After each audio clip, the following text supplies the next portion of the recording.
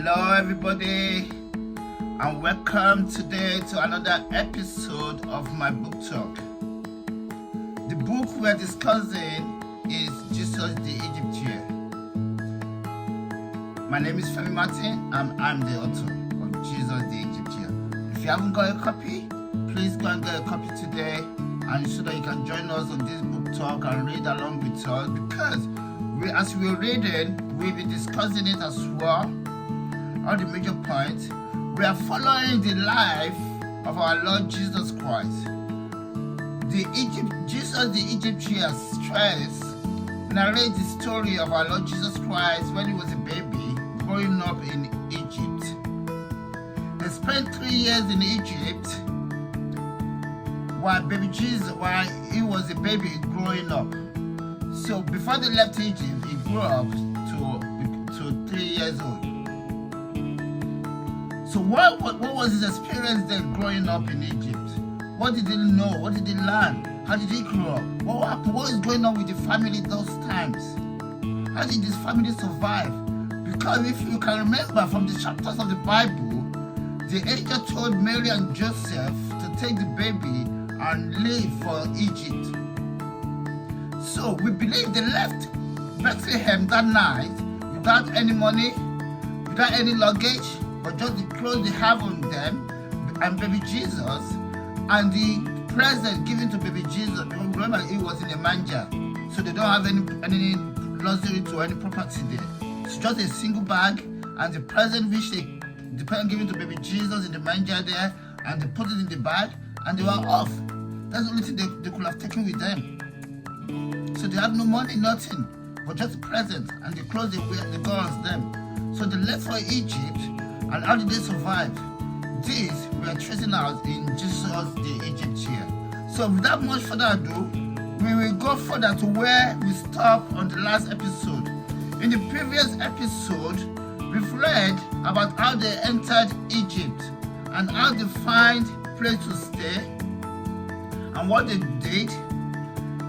And in the last episode, we are in chapter 3 now. And the chapter title is Learning to Talk, where last episode we saw baby Jesus speaking his first word. Baby Jesus speaking his first word. And what was his first word? Calling Mary Mama. And at the same time we learned that he didn't call Joseph Papa, because he pointed to the sky and said Papa. At that tender age of 5 months, he knows where his father is, that is in heaven, and not Joseph that is before him.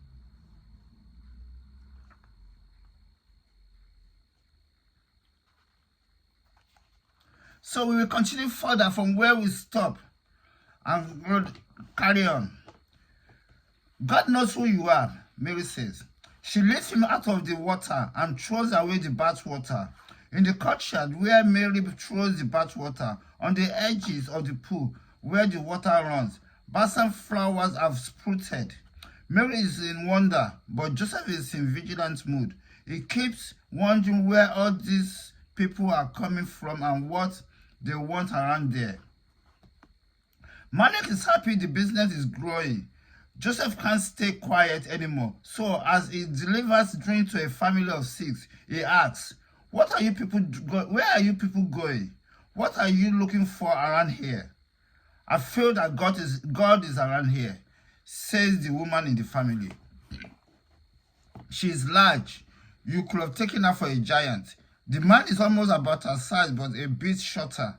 It comes out straight. God is here and we are moving here. Oh, I see, Joseph says.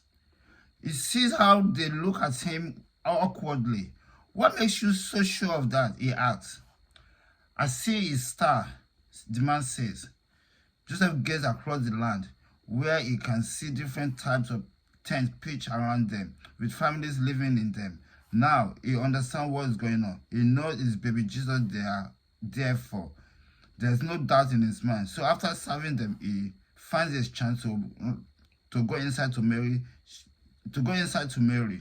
We see here, what did the man say? That I see his star. If you remember in the chapters of the Bible, it was the star, the giant star of Christ, the golden star of Christ, that the three wise men see, the shining star, that the three wise men saw, that they followed from the east. Is it the east or west? They followed, and they followed to the baby in Bethlehem. The same star will not leave them, will not stay behind in Bethlehem while they go to Egypt. I'm very sure of that. So the star still follows them into Egypt. And this is what the Egyptians saw. Because it says, I see a star.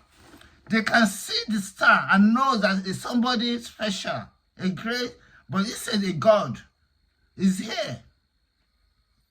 So they know. The Egyptians too know, they can see star. They know that there's a God among them.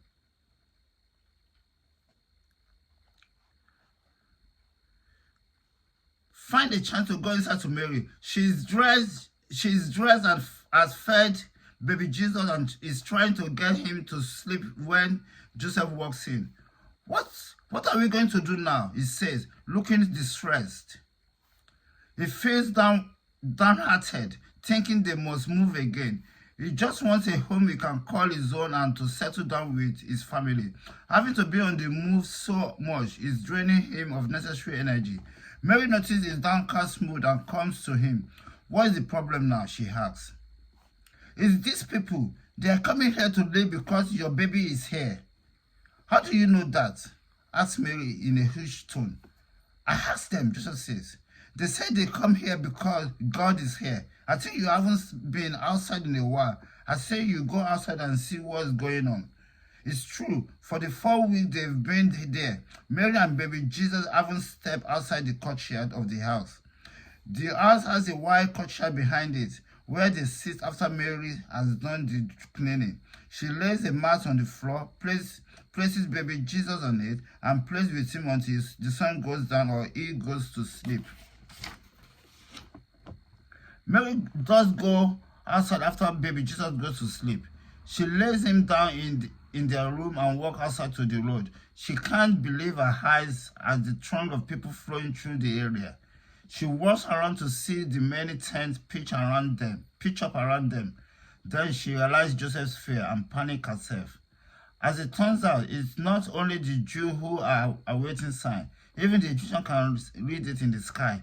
Prophets who foretold the coming of God's Son proclaimed that signs and wonders will follow him.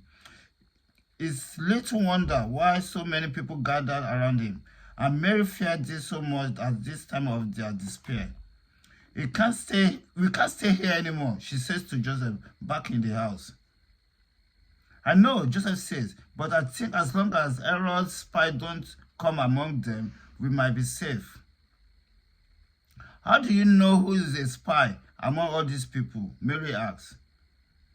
The person asking questions around will be a spy. Just listen when you are among them. I'm not bringing my baby out there to meet all these people, Mary says, feeling jealous over her baby. They will rip him apart. We won't stay here any longer once I notice a spy among them, Joseph says and assures her. Mary believes him because she knows Joseph cares about the welfare of herself and the baby. She knows the fear of God is in him, and he won't allow any harm to come to the child, even though he knows he is not his child. For a whole week afterward, nothing happens, and they continue to live with Malek, the shop owner, until a balmy day at the end of the week.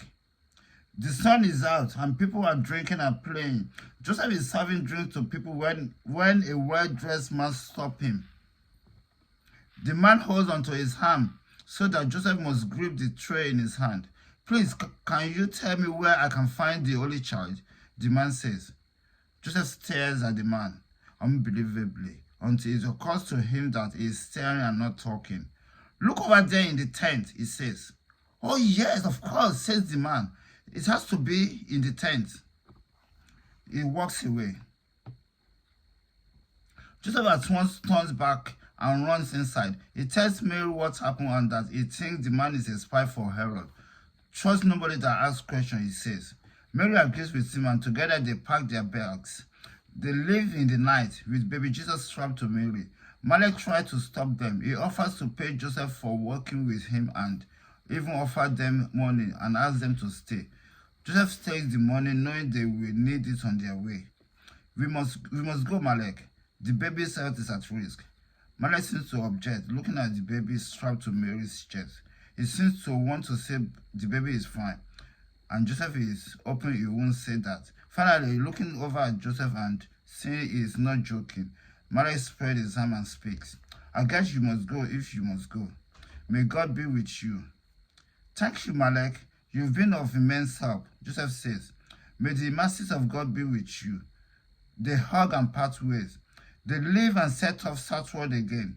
Mary's heart ached from the comfort of Malek's house, but thinking of the danger around, she forgot and adjusted to the road. She asks one thing to say about Malek as they go. He's a God-fearing man. He talks about God and not the Egyptian gods. I wonder which God he means, Joseph says. He's had his reward from the people your son brought to his shop, and I work for him, so he can't complain. Mary did want to ask Joseph how he knows it's baby Jesus that made the people come, but she doesn't. Having had Joseph's mind on the matter, she does wonder though if it's really her son that all these people are looking for, and keeps quiet on the matter.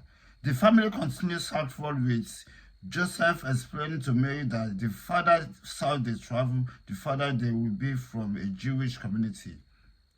And then they can find refuge among the Egyptians. And that's the end of the chapter.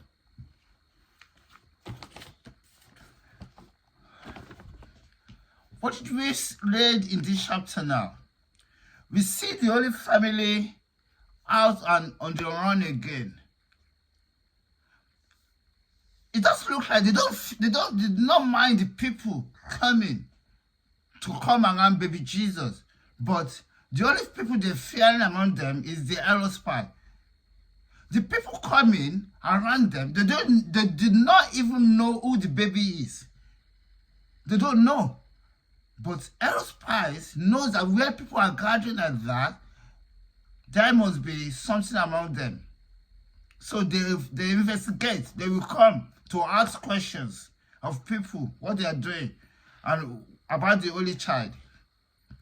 So this is what Joseph and Mary knows, and that's what they are running from. They left babies again, and on their way, traveling southward again.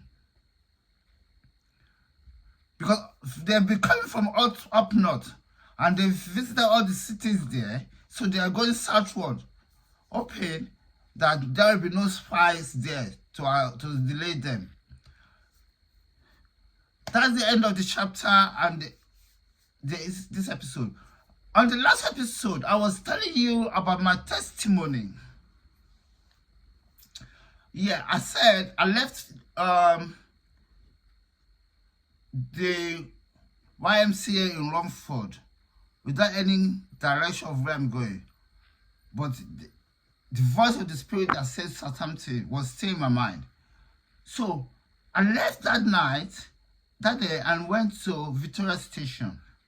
I was in London, central London, for the whole night, going from one club to another, and from one bar into another, from one restaurant to another, until the night was over. And when they all shut, I just went and sat at Victoria Station.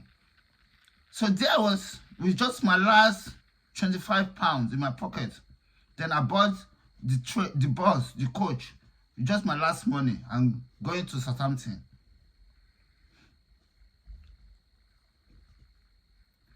I arrived in Southampton. My aim was that, but with my traveling away from YMCA, all these voices, they will stay behind in Southampton. I've forgotten that they followed me to Africa and back again. I've forgotten about that. I was thinking that they will remain in London and I will go to Southampton alone without all these voices following me. But to my surprise, when I arrived in Southampton, they were still there.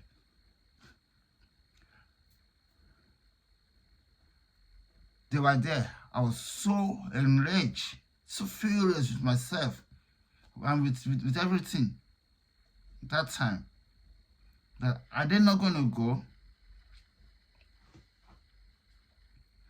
So what happens at something? I became homeless, having no place to stay, to live or stay. So I started wandering around Southampton for a while, going from one place to another, trying to find accommodation, because I don't know anybody in Southampton. And this me, just on my own.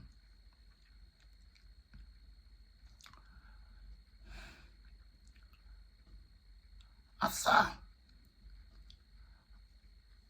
I met some few guys at the job center, we get talking, and he invited me to his place. I stayed at his place for one night, but he said I can't live with him. So every day I used to go to that. Every day I live on the street, but every during the day I go to his flat. There we sit, drink and smoke. Then I go back in the night. I go back out again. I said it's just a way that he chose to help me that time, because he knows I was homeless.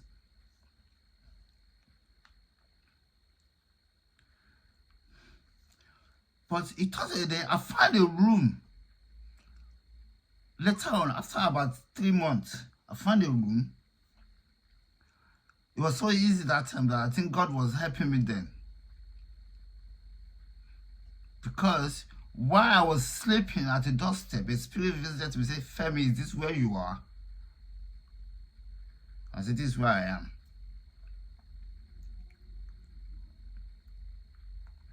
After that, I found a room.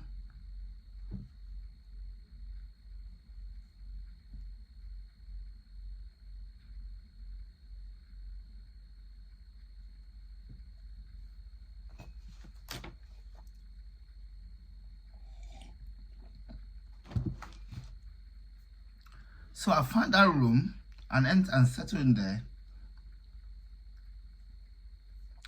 And I was there. I started reading a lot of books, and planning on my writing project again, on the next writing project I'm going to write. The book that I wrote that time is still with me. I haven't lost it. I still kept it with me then. But I haven't found a place to publish it that time as well. So I kept that with me as well. And so I was reading a lot through the night and everything, and writing everything that just come to my mind. And I was seeing the spirits, seeing all the spirit bodies, and in my room they feel they're talking, shouting, doing all sorts of things. And at the same time, I was trying to get into the university again to continue my studies. But it was so hard that coming from London and to Southampton, I couldn't get on with it again. So I enrolled for evening classes, which I was doing. The spirit was still with me all this while. And while I was doing all this, and it happened that at this time, another spirit joins them in the war. And this spirit happens to be somebody very close to me. At that point, happened to be somebody very close to me. That I know him dearly. So he pushes me to the edge at that point that I was looking for a gun, to buy a gun to go and shoot him. But I didn't. And I went to him and I told him, I said, you are affecting my life. You're disturbing my life. And was like, what did I do?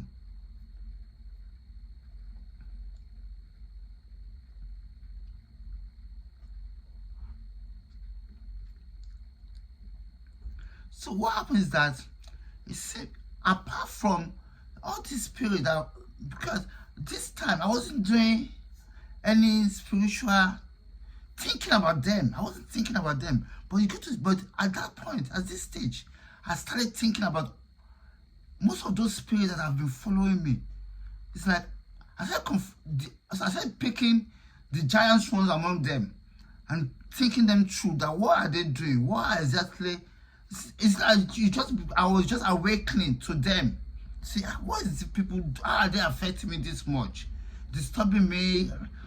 It's like I was just waking up and realizing what they were doing to me. That my problem is not with people, but with the spirits that are following me around. The Bible says we war not against flesh and blood, but against spiritual powers and principalities in heavenly places. So my problem wasn't with people. It was those that were following me around, shouting every day and night.